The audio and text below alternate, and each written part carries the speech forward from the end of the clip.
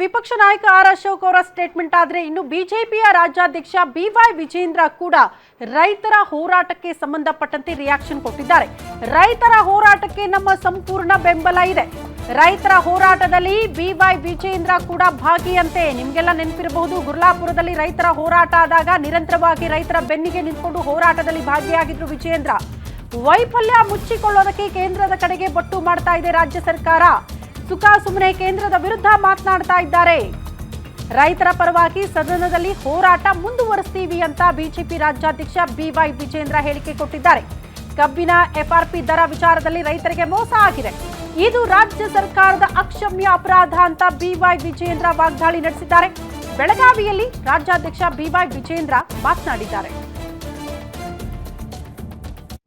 ಕಾಂಗ್ರೆಸ್ ಪಕ್ಷದ ಮುಖಂಡರು ಮತ್ತು ಸಚಿವ ಸಂಪುಟ ಸದಸ್ಯರು ತಮ್ಮ ವೈಫಲ್ಯಗಳನ್ನು ಮುಚ್ಚಿ ಹಾಕಿಕೊಳ್ಳುವ ಸಲುವಾಗಿ ಕೇಂದ್ರ ಸರ್ಕಾರದ ಮೇಲೆ ದೂರ್ತಾ ಇರುವಂಥದ್ದು ನಾವು ಕೂಡ ಗಮನಿಸಿದ್ದೇವೆ.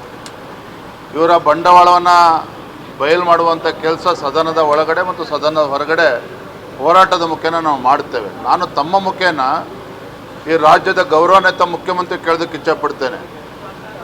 ಒಪ್ಕೊಳ್ತೇನೆ, ಇವತ್ತು ಕಬ್ಬಿನ ವಿಚಾರದಲ್ಲಿ ಕೇಂದ್ರ ಸರ್ಕಾರ ಎಫ್ಆರ್ಪಿಯನ್ನು ನಿಗದಿ ಮಾಡುವಂಥದ್ದು, ಆದರೆ ಎಫ್ಆರ್ಪಿಗಿಂತ ಹೆಚ್ಚು ದರವನ್ನು ಕೊಡೋದಕ್ಕೆ ಯಾವುದೇ ಅಡೆತಡೆಗಳು ಇಲ್ಲ.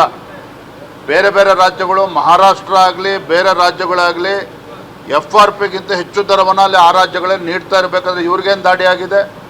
ಅದಕ್ಕಾಕೆ ಕೇಂದ್ರ ಸರ್ಕಾರವನ್ನು ದೂರಬೇಕು? ಸಿದ್ದರಾಮಯ್ಯನವರು ಮತ್ತು ಕಾಂಗ್ರೆಸ್ ಪಕ್ಷದ ಮುಖಂಡರು ಮತ್ತು ಸಚಿವ ಸಂಪುಟ ಸದಸ್ಯರು ತಮ್ಮ ವೈಫಲ್ಯಗಳನ್ನು